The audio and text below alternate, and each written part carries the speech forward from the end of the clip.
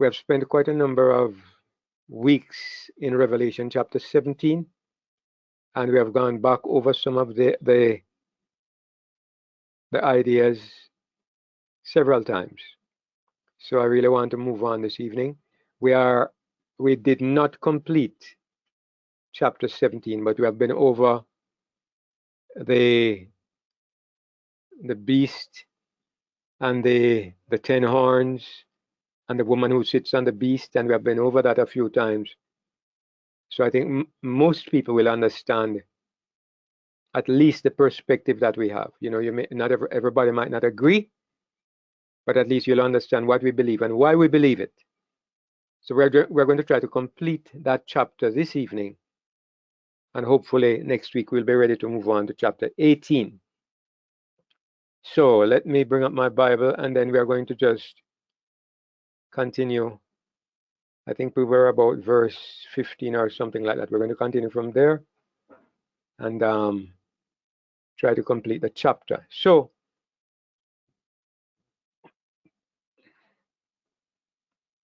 we were probably at about verse 12. Let me just read back from verse 10 to give us the context, to give us some continuity, and then we'll pick up from there. So in verse 10 it says there are 7 kings, 7 empires, 5 are fallen and 1 is and the other is not yet come. 7 sequential empires which represented Satan's kingdom in the world. 7 aspects of that kingdom. 1 is yet to come. When he cometh, he must continue a short space. And the beast that was and is not, even he is the 8th. There are 7 kings, but the beast is the 8th king. There are actually 8 kings. The 7 kings are represented by the 7 heads. The 8th king is not represented by a head. He's the beast himself. He is the 8th king, and he is of the 7 that went before him. He was a part. He formed a part of the 7 kings who went before. But obviously, as we said, at the end of time, the beast becomes the 8th king, but he is not anymore channeling his power, his presence. He's not manifesting himself through a head. He's not manifesting himself through an earthly empire. The beast is somehow to appear as an 8th king, an 8th kingdom. And yet it's a kingdom that is not working through a particular nation or a particular empire. In fact, we're told that the 10 horns on the head of the beast are 10 kings, 10 kingdoms, 10 lesser kingdoms. Right? So you had 7 kings at first, and we said that these are major kingdoms or empires. There were kingdoms that controlled other kingdoms. They had sub-kingdoms within them. But the 10 horns now are also 10 kings or 10 kingdoms, but they are lesser kingdoms. They are not empires. They are individual nations, individual governments. That's what I understand. And so they are not as significant as an empire, but at the same time, altogether they carry a lot of power because they have not received any kingdom as yet, but they will receive power as kings 1 hour with the beast. Now, when it says they have received no kingdom as yet, again, it comes down to the question of what time are we looking at? What is the timing of chapter 17 of Revelation? Do we go all the way back to the ancient Roman Empire? At what point in time is the angel speaking to John in terms of the time of the prophecy? Is it back in the days of the Roman Empire when John was still alive? Or is it at a point in time when the woman is to be judged? Because the angel said to John, come and I will show you the judgment of the great whore. So is it at this time that we are saying the 10 kings have received no kingdom yet? Or do we push it back to the time of the ancient Roman Empire? Some people do this, and they say that the 10 kings came shortly afterwards, and the 10 kings represented the 10 nations of Europe. and they represented the nations of Europe, the 10 divisions of the Roman Empire, and they did receive power in the past. They put many Christians, particularly those who are from the Adventist persuasion, they put this prophecy in the past. I'm not going to go into that in any detail this evening because I don't want to go into what they believe. I want to stick with what I see as the truth. So I believe that these 10 kings or these 10 kingdoms, they will receive power in the last moments of time.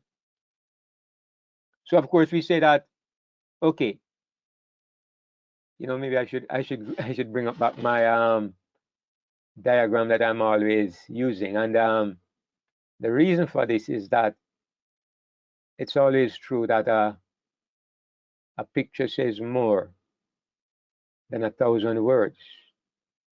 Whoever said that was telling the truth. You can see things with your eyes. It's easier to all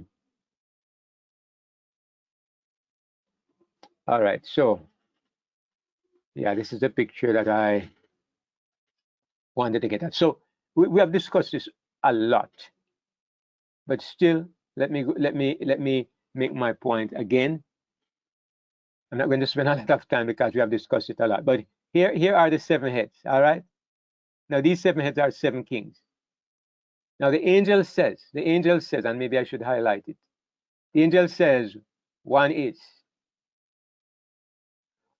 When was this?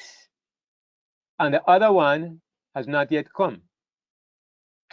Let me use something that I can give a different color. All right. One has come and the other one has not yet come, right? So when are we talking about? Is it, as I said, are we talking about the time of the Roman Empire or are we talking about the time of the judgment? In any case, whatever time we're at, here is a marker. We're at the time of head number 6. In the prophecy, when John is getting this, whatever the angel is talking to John about, we're at head number 6. And he says there is still one head to come. And then he says, after this head that is to come, you still have 10 horns to come who have received no kingdom as yet. So at the time of head number 6, they have not received any kingdom. At the time of head number 7, they have received no kingdom. So the 10 horns do not receive power as kings until these 7 great heads are gone. When these 7 great heads are gone, then the 10 smaller kings come into power, the 10 horns. And they will receive power as kings 1 hour with the beast. And that is significant because remember, the beast has not been ruling during the time of the 7 heads. The beast has been ruling through the heads. He has been a part of these 7 heads. That's what has been going on. For the reign of these 7 heads, the beast has not been seen. He has not been known in his true nature. But after the fall of head number 7, the beast comes as king number 8. He comes as the 8th king. He does not become the 8th king until after this one is gone. Then he becomes number 8. And that is the time when it says the 10 horns will receive power as kings 1 hour with the beast, or the same moment when the beast receives power. That's when the 10 horns receive power. So what I'm saying, you can clearly see that the rule of these 10 horns is in the future. It's in the future. It's not in the past. It's in the final moments when the beast becomes the 8th king that the 10 horns will receive their power. Now, I know that my scribbling was very incoherent, but still, I hope that you all are able to understand what I'm trying to say. I hope it was clear enough for you to be able to see it. All right, so back to the Bible. And so it says the 10 horns, there are 10 kings which have received no kingdom as yet, but they receive power as kings 1 hour with the beast. When the beast becomes king number 8, they will receive their power. These have one mind and shall give their power and their strength unto the beast. So again, I'm saying this is something in the future. when the beast comes out of the bottomless pit and becomes the eighth king, it is at that time that the king, these 10 horns will receive their power, and they'll give that power unto the beast. Now, here it says something in verse 14, and I believe what we see in verse 14 will demonstrate clearly to us that these horns are an end time power. Why am I emphasizing this? It is because there are some people who insist that these 10 horns are already in the past, from the time of when the Roman Empire broke up. They said there were 10, it broke up into 10 parts. And these 10 parts represent the nations of Europe, and they have been around since way back in the past. And they gave their power to the beast way back in the past, because of course these people believe that the beast is the papacy. So they say the nations of Europe gave their power to the papacy way back hundreds of years ago. And so when it says they will give their power and strength unto the beast, it happened way back in history. And I am saying, no, the context of the passage shows you that this is something in the future. They will give their power and strength to the beast in the future, right at the end of time, when the beast comes back out of the bottomless pit. Now the next verse, verse 14, will support what I said. Look at verse 14. It says, these shall make war with the Lamb, and the Lamb shall overcome them. Now notice what it says. For he is Lord of lords and King of kings. I'm going to highlight that because I'm going to show you. Many times when you see something in the Bible, what God does, he gives you a marker. He shows you how something is similar to something else. And based on this, you're able to make connections that help you to understand. The next thing I want to point out, it says, "These shall make war with the Lamb." And it also says, "They that are with him are called and chosen and faithful." All right, let me highlight all of those things. Now I'm going to go to another chapter. I want to go to Revelation chapter 19. All right, let me go to Revelation chapter 19 in my right panel here. Revelation 19. Sometimes the best way to prove something is to show you the word similarities. Now look at what is happening here. In Revelation 19, John has a vision of the coming of Jesus. I saw heaven opened. In verse 11, I saw heaven opened, and behold, a white horse. He that sat upon him was called Faithful and True, and in righteousness he does judge and make war.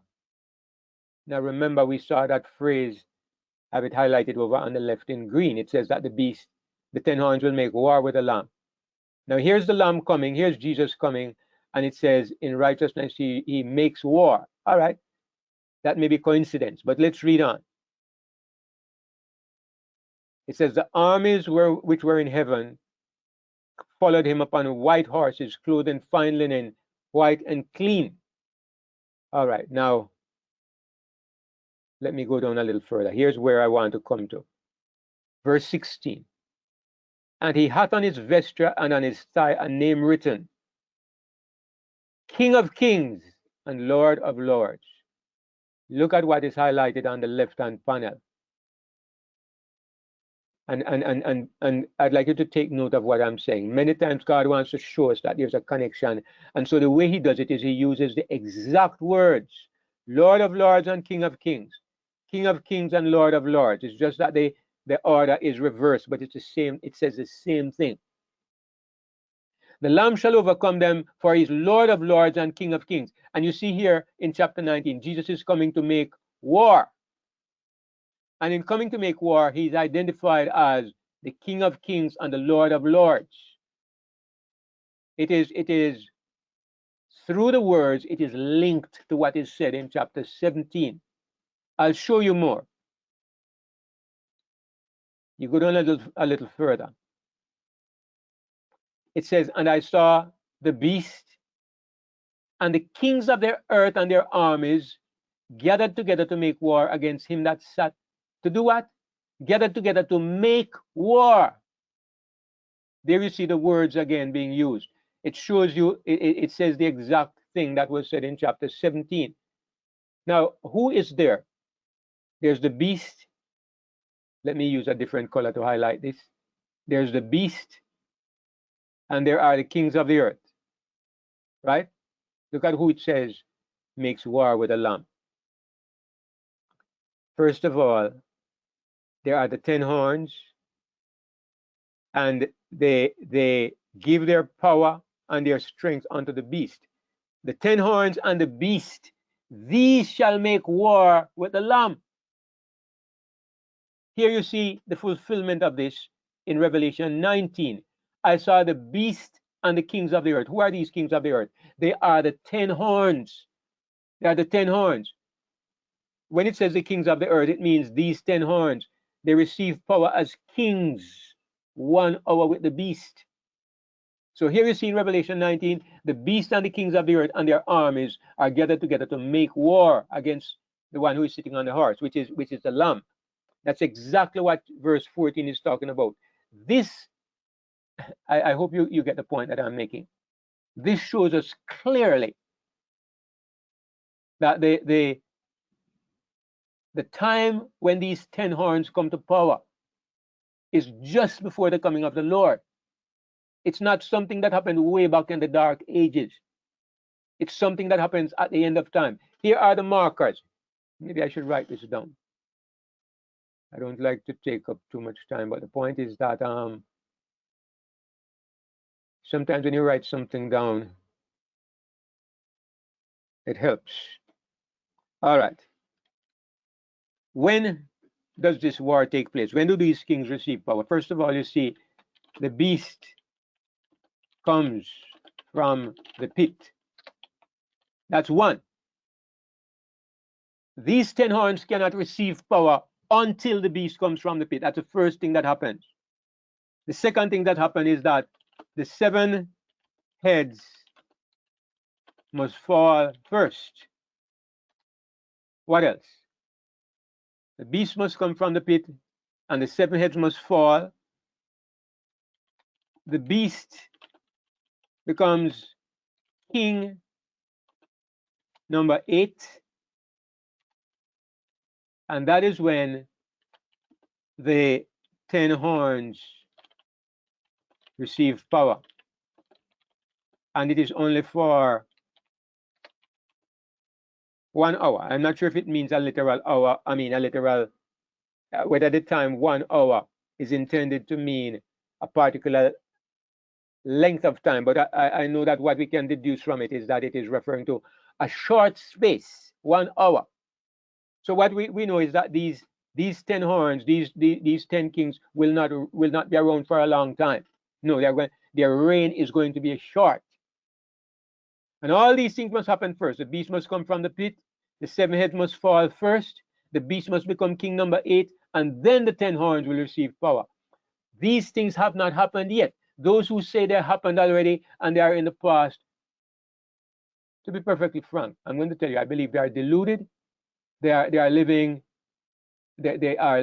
on the traditional teachings, and they are not going on the basis of what we can see as we look at the prophecy. So anyway, I want to pause a little bit, and I want to ask if up to this point, let me just show my face here a little bit.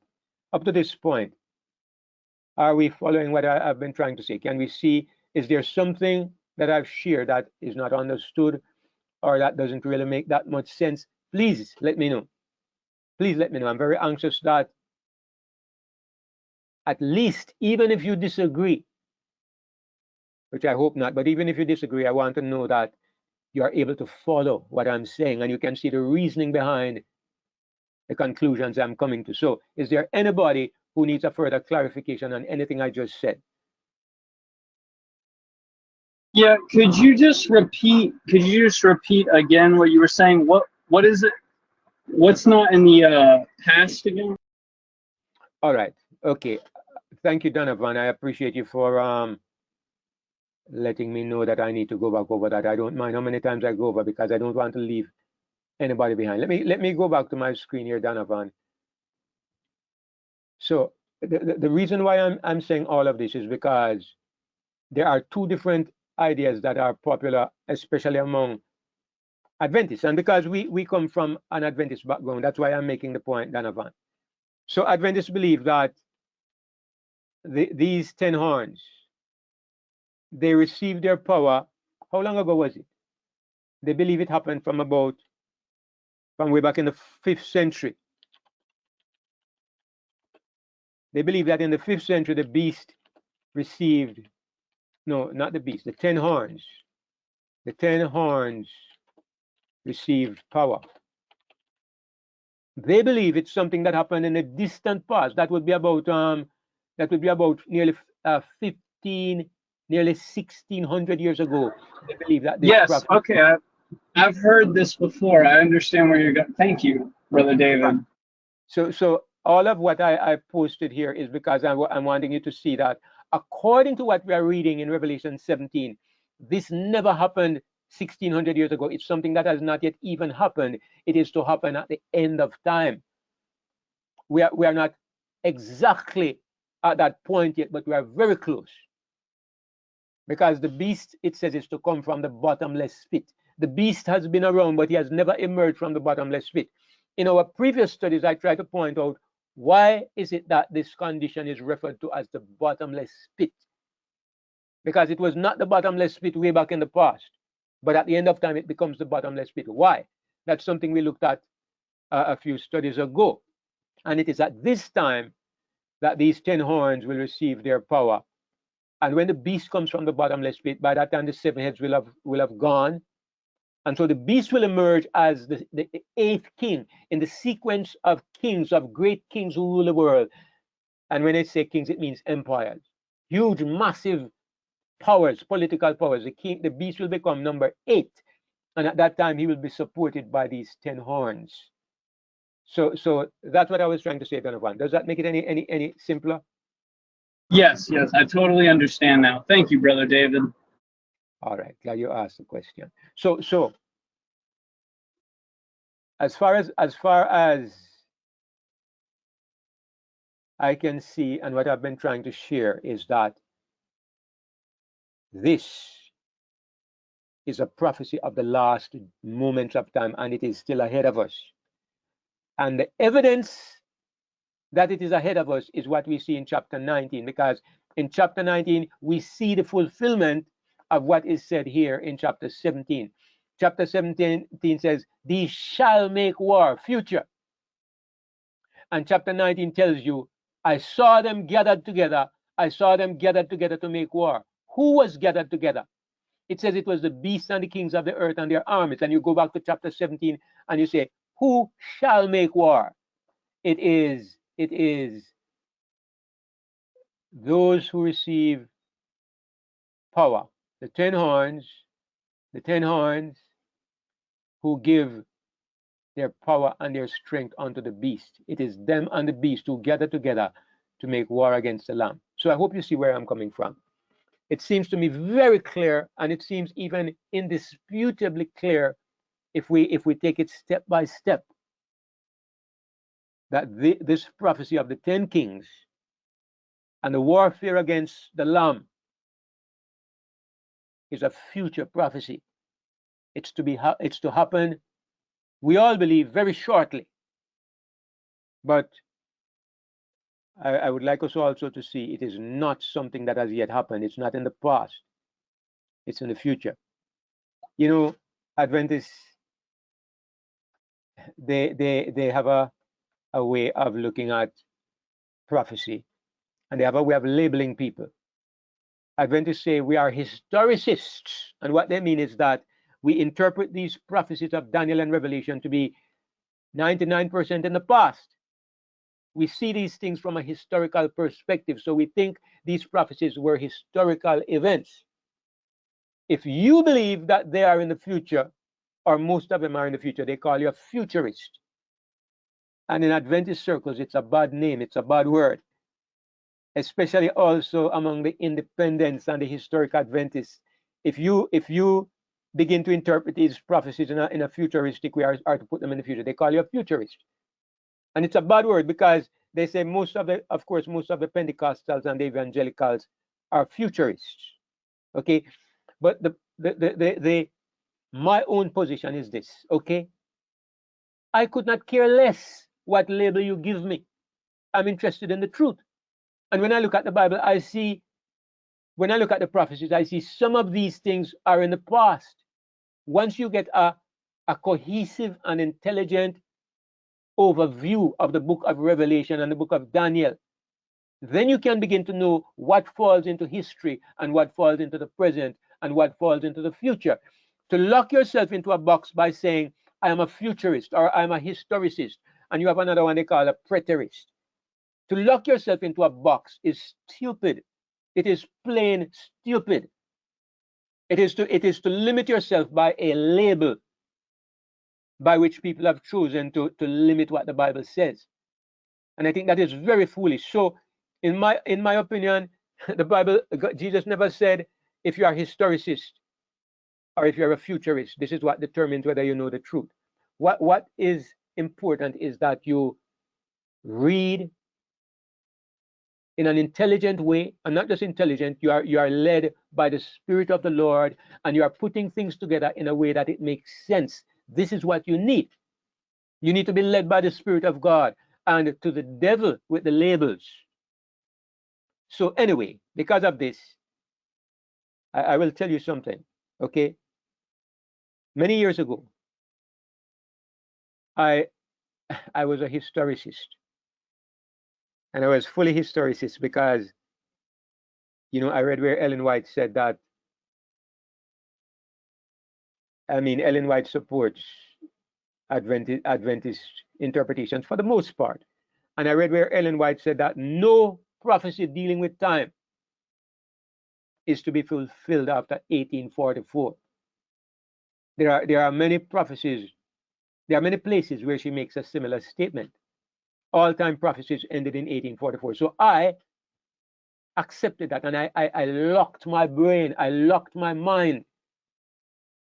Based on that, I came to a place in studying Daniel and the Revelation where I could not move. I could not go any further. Everything was in the past, and I was locked. And I just thought, I've exhausted these prophecies. There's nowhere else to go. Nothing is left here for me to learn, and I'm just to sit down and take it easy and wait and see what happens and wait for these things to be fulfilled. I was incapable of thinking because I was locked into other people's limitations. And little by little, I came to the place where I began to understand that no, you can't do this when you come to the Word of God. You can't limit yourself and lock yourself into, as somebody would put it, you can't crucify your intelligence. You can't crucify your ability to think upon the altar or upon the cross of another person's prejudice. You can't crucify your ability to think upon the cross of another person's prejudice. You can't do this. Leave yourself the latitude to think and to have a brain and to allow God to work on your mind. Anyway, I'm allowed a little rant now and then because this is what happened. I stopped limiting myself. I said, let me just go to the prophecy and let me just listen to what it is saying. And, everybody might argue and say I became crazy and all my interpretations are confusion. Maybe, if that is what you think, fair enough. But what I know is that from the moment I took that position, I began to see things in the prophecies that I had never seen before. Sometimes all you need is an open mind. And all of you know what I'm saying because you all had the same experience with the truth about God. You had the same experience. You know how it was. You were locked in by the Trinity. You couldn't understand salvation. You couldn't understand why Jesus had to die. You were locked into a narrow way of thinking where your concept of God and your understanding of God and your relationship with God was locked up in a box because somebody put you in a box called the Trinity. And one day you stepped out of it and you never, ever knew that the gospel could be so beautiful. You never knew the plan of salvation was so intelligent and so perfectly worked out in such a magnificent way until you stepped out of the box. So I'm saying it's something similar in terms of these prophecies. I know they are complicated. Yes, wonderful, because if they were simple, maybe it would not be the work of God. Everything God does is complicated, but it's also able to be interpreted by those who are led by the Spirit of God. Complicated, but not undecipherable, not if you're a child of God. So anyway, back to the passage. So chapter 17 is an interesting chapter, because up to this point we have been just looking at a sequence of history. All right, you had the two beasts, and you had them setting up the mark, and then you had the three angels flying, and you had the message being preached, and then you had the close of probation, the harvest taking place, and then you had the seven last plagues, and then God stopped the action, and God says, hold on. Before we go any further, let me give you some interpretations of what you have been looking at. And so chapter 17 is a chapter that is dropped in simply for the purpose of interpretation. Go through chapter 17. The angel says, come, I will show you the judgment. And then he says, let me explain about this beast. And he tells you. And he says, let me explain about the woman that is riding her. And he tells you. And he says, let me explain about the 10 horns. And he tells you. Chapter 17 is a chapter of interpretations. It's when you come to chapter 18 that the action picks up again. Chapter 18 and chapter 19. But chapter 17 is a chapter of interpretations. And so you have quite a few little keys here that you can use. In verse 15, he said, and he said unto me, another interpretation, the waters which you saw where the horse sitteth, the woman is sitting, it represents people, multitudes, nations, and tongues. You could simply say it represents the people of earth. Okay, but there's something that probably we need to emphasize, and what it is, the real emphasis is that the water, and you can lay this down as a rule, waters in general represents multitudes of people. People from, when it says nations, it means different countries. Tongues, it means different languages. So it's another way of saying, I've shown you an image of a woman sitting on a beast. So I imagine there's something that we did not see in the original picture, because the original picture did not mention water, because it says, it mentions water. I will show you the judgment of the great whore that sitteth upon many waters. So from the first verse, we are told that she's sitting on waters. But when you look at her, he says, I saw a woman sitting on a scarlet-colored beast full of names of blasphemy. And it says they are in the wilderness. It doesn't mention water, but I suppose you can use your judgment, and you can think, okay, the woman is sitting on the beast, and the beast is standing in water, and this water is in the wilderness. So I guess that's how we can conclude, because later on the angel comes back and he mentions again the waters which you saw where the woman is sitting. He's not interpreting yet. He's telling John what he saw. So John did see the water, and he did see the woman sitting on water, and the water he saw him sitting on was not the beast. He saw the woman sitting on a beast, sitting on the hedge. So I have to understand that the beast was standing in water. And he's explaining that the water represents multitudes of people, nations, and tongues. And what that informs us of is that this beast, this woman and this beast, they have great influence over the people of the earth. They are supported, they are carried by people from all nations, all language groups. Vast numbers of the people of the earth support this woman and the beast who is carrying her. That's the message we are getting here.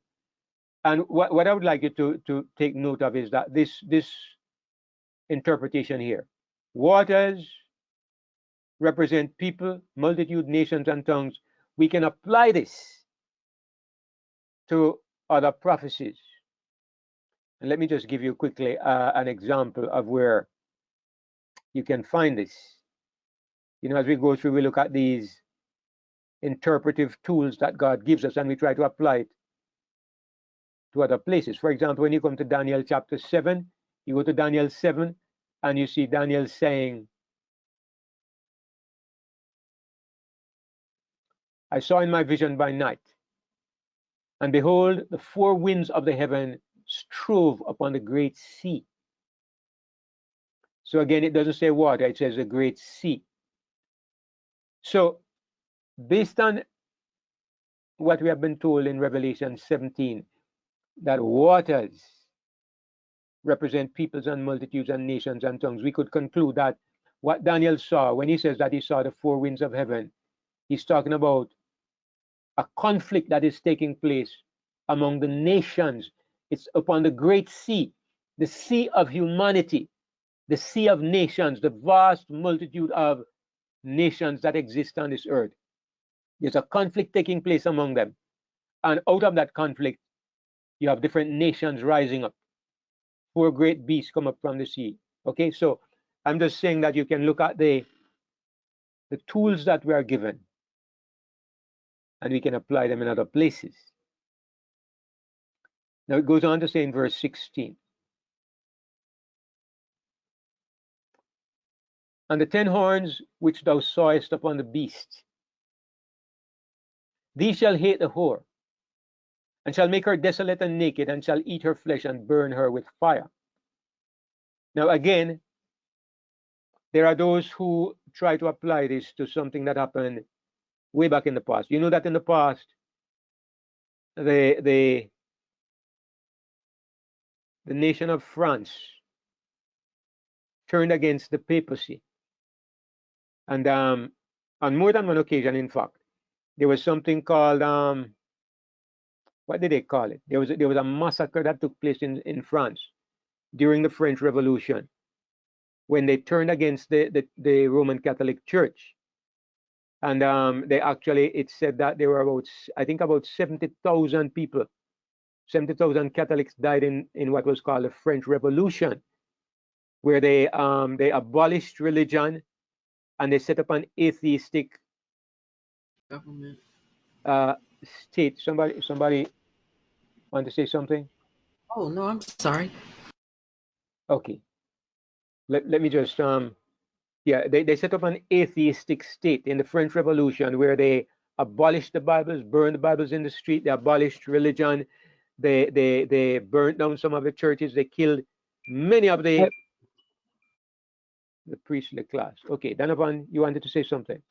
Yeah, I just wanted to say, Brother David, yeah, this is what I've been taught. This is exactly what I've been taught. And I know exactly what you're talking about, these old teachings that we get stuck in our minds thinking of, and then we can't think of anything else. We can't expand upon it in any other way but what Ellen White said, right? Because she's the Bible. It's very interesting. Yes, Donovan, and I'll tell you something else too. A lot of what I'm going to try to be fair to Ellen White. I agree with you, but a lot of what Ellen White wrote, people believe that God showed it to her. And in many cases, that is not true. One of the things that I came to realize is that Ellen White was a Seventh-day Adventist. And when I, as a Seventh-day Adventist, I taught what my church believed. When I was teaching in the Adventist church, and I went out and held evangelistic meetings now and then. When I went out there, I preached what I knew Adventists believed. I never preached what I had found out. I preached what I found in the books and what I was taught at church. That's what I preached. Now, in addition to the idea that Ellen White received a prophetic gift, there's also the reality that Ellen White was a Seventh-day Adventist. And there are many things that Ellen White stated and that she taught, which was simply because she was an Adventist and she believed in what her church was teaching. So she preached Adventist doctrine. And this is true also of many of the things that she spoke about concerning prophecy. She preached Adventist doctrine. The problem is not, if you understand that here was a woman it was possible that she was wrong because she wasn't, even if you accept that she was a prophet, No prophet is constantly under a divine aura that you are infallible. But you can see even more clearly when you understand that many of the things that she said was simply because she was an Adventist. And this explains why many of her interpretations are carbon copies of what you will find Uriah Smith and other early Adventist teaching. So anyway, not something for us to deal with this evening. But yeah, that is what Adventists believe, that the French Revolution is what it is talking about when it says, these will hate the whore, make her desolate and naked, and eat her flesh and burn her with fire. They say this happened during the French Revolution. But again, I come back to the point I was making. That's why I was trying to be so strong in making the point that it is clear that this is not an event from the past. It's an end time event. And I'm going to show you it is there. Anyway, I'm not going to go back there.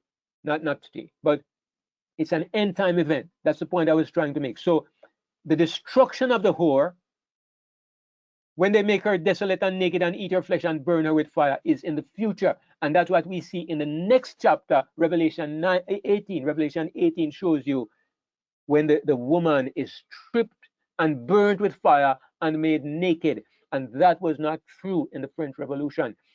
Maybe that was a symbol of it. Maybe that was a type of what is to come. But it certainly was not the fulfillment of it.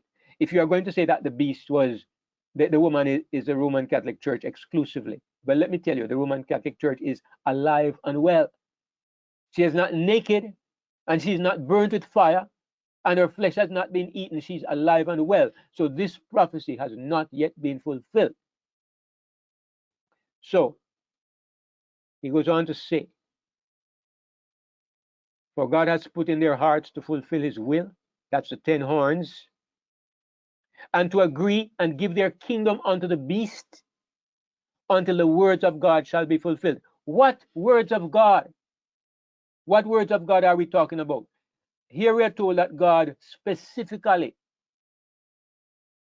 has put it in the hearts of these 10 kings to fulfill his will and to agree and to give their kingdom to the beast. And you have to understand this a little bit like when the Bible says that God hardened Pharaoh's heart. God never hardened Pharaoh's heart, but God permitted Pharaoh to do what he wanted to do. God could have stopped him, but God permitted it. But God does not stop these 10 kings from giving their power to the beast. He allows it to happen. Why? Because God has a purpose in all of this. Do you see what I'm saying? That is why, brothers and sisters, I know that the mark of the beast, anybody thinks it's going to take God by surprise? Anybody thinks that, the mark of the beast is something that we can stop? Anybody thinks that, God is alarmed and taken by surprise by what is happening? No, according to the Bible, God put it in their hearts to do certain things. And the words of God shall be fulfilled. And the Bible shows us that even the mark of the beast crisis is something that God has permitted to fulfill his will. Because he says, that is why it's so important to understand, why does God allow these things to happen? And since I get into that, let me go quickly to Revelation chapter 3 and just remind us very quickly why God allows the mark of the beast to come. Just remind you very quickly. Revelation chapter 3 and in verse 10, look at what it says. God tells us clearly. He speaks to the church of Philadelphia. And he says, I will keep you from the hour of temptation. Here it talks about another hour. And the word temptation here, I believe it means the hour of testing. Let me see what the other versions say. Here in the NASB, it says the hour of testing, the hour of trial. The NIV says the hour of trial. The World English Bible says the hour of testing. The New English Translation says the hour of testing. All right, so you see that God is allowing something to come, an hour or a short period of time that he calls the hour of testing. The King James Version says the hour of temptation. But I believe it is testing or trial. Why? Because it says It is to test those who live on the earth. It is to test people. It is to try people. The King James Version says to try them that dwell upon the earth. So the mark of the beast crisis is coming specifically, brothers and sisters, to test people. Is to try and to prove, who do you serve? All the people who run their mouth about being Christians, and all the people who run their mouth about serving God, who is it that is a true Christian? Who really belongs to God? And God brings something, God puts it into their hearts to bring this crisis, this terrible time upon the world.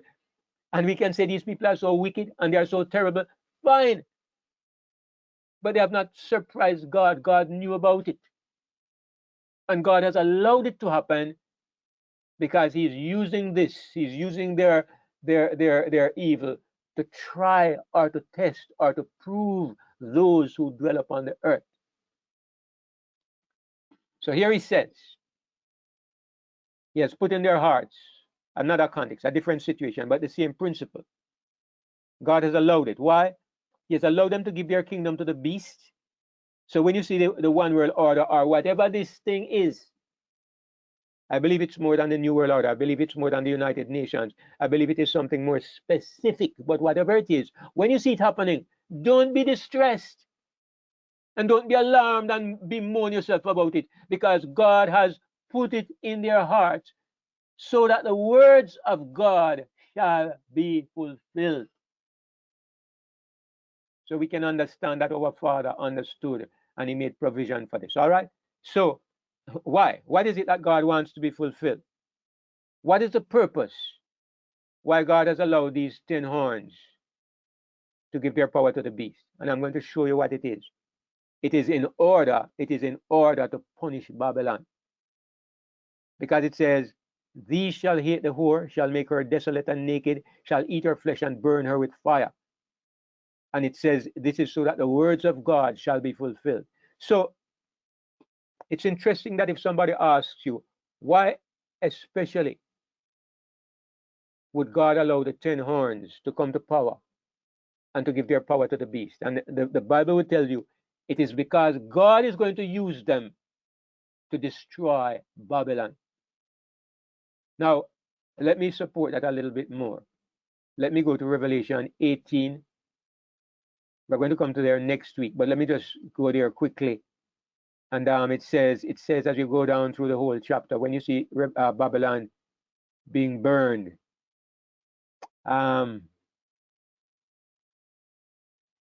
see the term 1 hour is there again. In 1 hour, she is made desolate.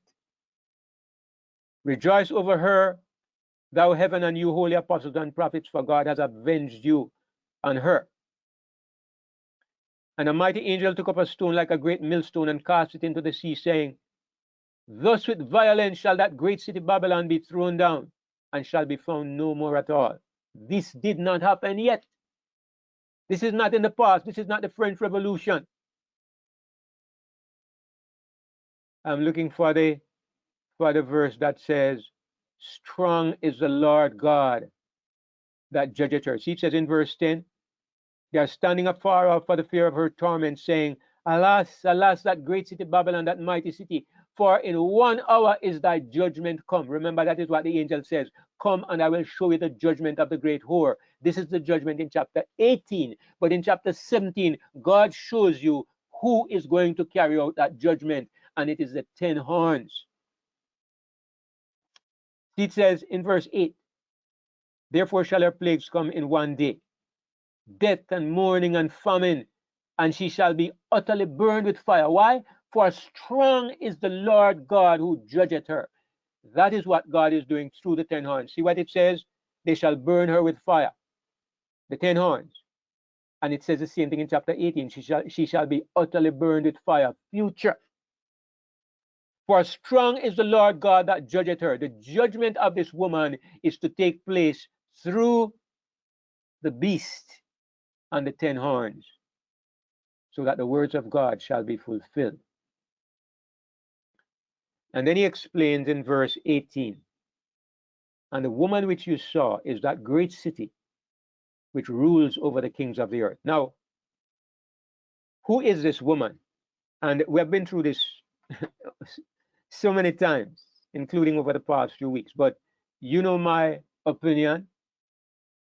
I'm not saying everybody has to have my opinion, but my opinion, my understanding is that this woman represents the great false religious system that began way back at the Tower of Babel with the origins of Babylon, the great Babylonian system that over the past 4,000 years has controlled the entire world through the different fake religions. There are many branches of false religion, but all of them are ultimately from the mother, the original source that began with Babylon. And of course, right in the heart of it, and perhaps a major element of this great false system, is the Roman Catholic Church. And many who claim to be Christians but have embraced the fundamental principles of this great Babylonian system. So Babylon is not an earthly organization. It's not an entity that you can put your finger on and say, here is this particular group that is Babylon. That is what legalistic approach would make people interpret.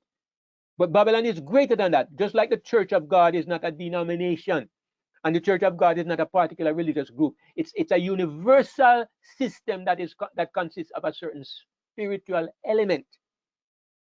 You're black, you're white, you're Chinese, you're yellow, you're Indian, Negro, wherever you are and whoever you may be, if the Spirit of God is in you, you're a part of the church and the kingdom of Jesus Christ. This is the exact principle upon which Babylon is also identified. Babylon is a great spiritual entity made up of religion without God. Religion without God. That is the essence of Babylon. But the religious element has given her great power to deceive the world, and she has been committing fornication with the kings of the earth, this religious element, all the days of her existence. And that is why God says the woman is that great city, is that great religious entity that rules over the kings of the earth. That has always been the way of it. Religion has been a major component in every kingdom that is on the earth. But in the end of time, the 10 horns which have been given, God has put in their hearts, the 10 horns will hate the whore and make her desolate and naked and eat her flesh and burn her with fire. Now, I'm not going to go to any more verses, so let me show my face again, and we can go into some questions after I make this point. Everything that I am trying to share, I'm trying to not only be faithful to what we are reading in the Bible, but I'm trying to put it in such a way that it can appeal to your reason. I don't believe that truth is unreasonable. That's one of the foundations of my approach to the Bible. I believe that truth is so reasonable that when you hear it, something inside of you can say, that makes sense. Something can say, amen. And that is why I like to appeal to reason sometimes as we are studying the Bible, as we are studying. So I have a question that I want to ask, and I want you to think about it. Why is it, do you think, that the 10 horns, why will they hate the woman? I mean, religion has been a part of the setup for 4,000 years. For 4,000 years, Babylon has been riding the beast. Why do you think that when the beast emerges from the bottomless pit for the first time in the history of the world, Babylon, not just one part of Babylon, not just one element in Babylon, but all of Babylon is going to be attacked and burned with fire? Why? Why do you think? And that's a question that is an important question too, because I'm going to tell you why. This is one of the reasons why I am persuaded that one of the elements of the last day beasts from the bottomless pit and the 10 horns, one of the major elements. I know most of us are already familiar with this, but I'm going to repeat it. One of the major elements of this last day coalition of kingdoms. It will be an anti-God system. It will be most likely, I'm saying, most likely a coalition of atheistic powers, right? You might want to call it communism. You might want to call it socialism, whatever you want to call it. Maybe it won't have any of those names or identities, but one thing it will be a secular conglomeration of powers. It will be a set of people who believe. It will be based on the idea that religion has been a stumbling block in the world, that religion has hampered the development of humanity, and that the best way for humanity to progress is that religion is to be taken out of the way. That is why they will hate the whore. They will, I believe, when it says that they will loot Babylon. They will loot Babylon. I believe all the property that is being held by these religious groups will be taken from them.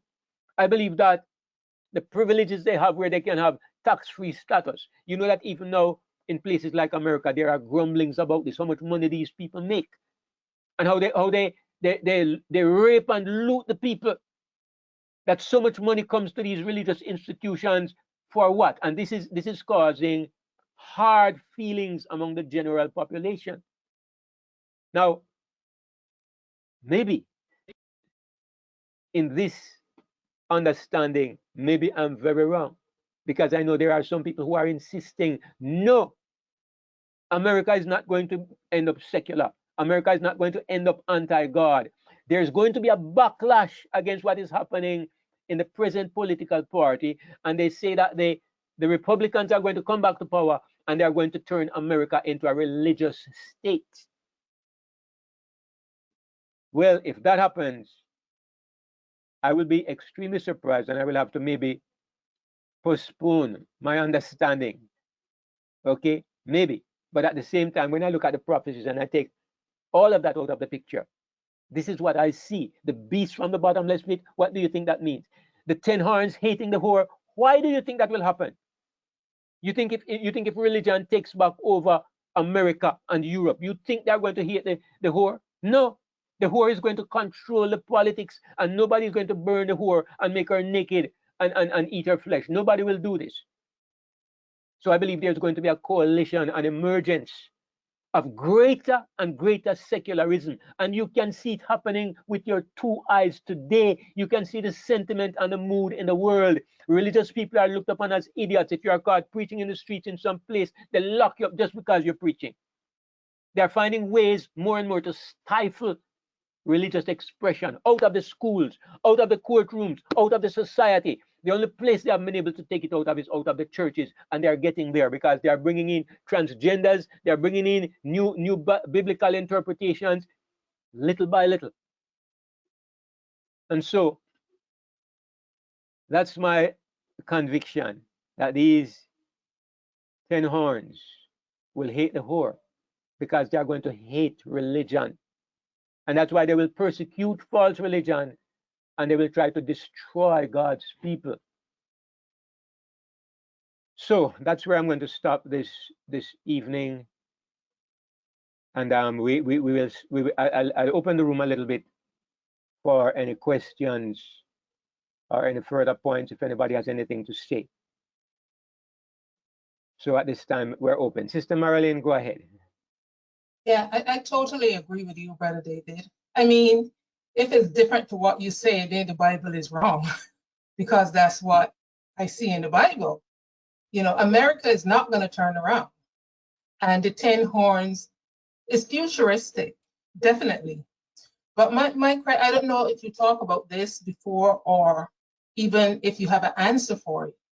The 10 horns, or the 10, would that be 10 nations, or is it the 10 has any significance? Like, is it literal 10 nations, or like, you know, 7 means completeness, 12 means this? Is there any significance to 10, the 10 horns or the 10 nations? Right. Thanks for the thought and the comment, Sister Marilyn. And as to the question, you're right that I partially can't give an answer, but I'll give a partial answer to the other part of your question. Because are the 10 horns literal, or are they figurative? And I think they are literal, and I'll explain why. Because the 7 heads are clearly literal, because we are given a clear delineation of the progression of those 7 heads. 5 have fallen, one is not yet come. So we know that the 7 heads are literal 7. So in the same passage, we have another entity which is 10 horns. So it would be very inconsistent for there to be 7 literal heads and 10 symbolic horns. So I believe there are 10 literal horns. Now the Bible, we are told that there are 10 kings. And based on the previous understanding of kings in Daniel chapter 7 and also here in Revelation, kings have always been a synonym for kingdoms. The only thing is that we know that there are major kingdoms like empires, and there are smaller kingdoms like, individual nations. So I am of the opinion that these 10 horns represent 10 nations, 10 powerful nations, but that is where, I am not absolutely certain, because of course the world is kind of reconfiguring itself in several ways. Like you have the G10, you have the G7, you have NATO, you have BRICS. You have different ways that the world is configuring itself, and I just don't know, and I don't think any of us knows for sure if some of these future prophecies are looking at the state of the planet from a different perspective. I don't know. Some people have pointed out that the world in a way has already been divided into 10 zones. They say there are 10 zones.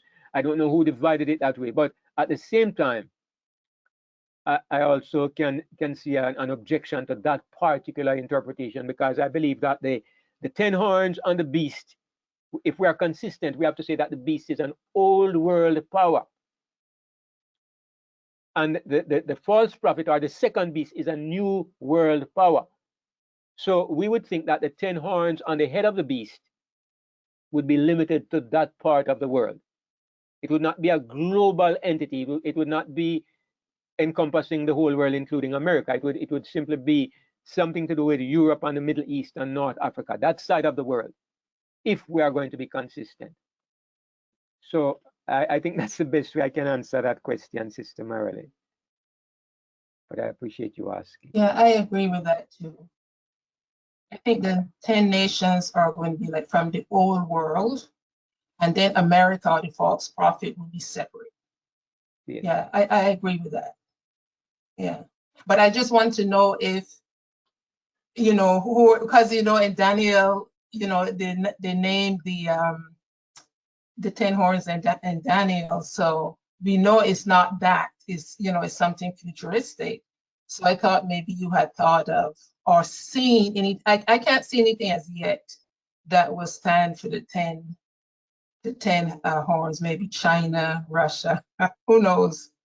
Oh, okay, so you haven't thought about it. Okay, thanks very much, Brother David. Thank you, Sister Marilyn, and you're welcome. I think it's with a reason why God says they have received no kingdom as yet. 10 kings who have received no kingdom as yet. I think he's saying to us, you're not going to be able to identify them. I don't know where they're going to appear from, but they are not visible yet, because they have received no kingdom as yet, which means they are not yet kings. They may not even be kingdoms. That's why I say maybe the way they are reconfiguring the world, God is dealing with that kind of reconfiguring. Maybe there's going to be 10 groups that arise in that part of the world, 10 groupings that have not yet appeared. So that's why it's so difficult to say it's there, because they have received no kingdom yet. And when will they receive kingdom? When the beast comes from the bottomless pit. So maybe it's going to be that until that point in time, it may not even be possible to identify them.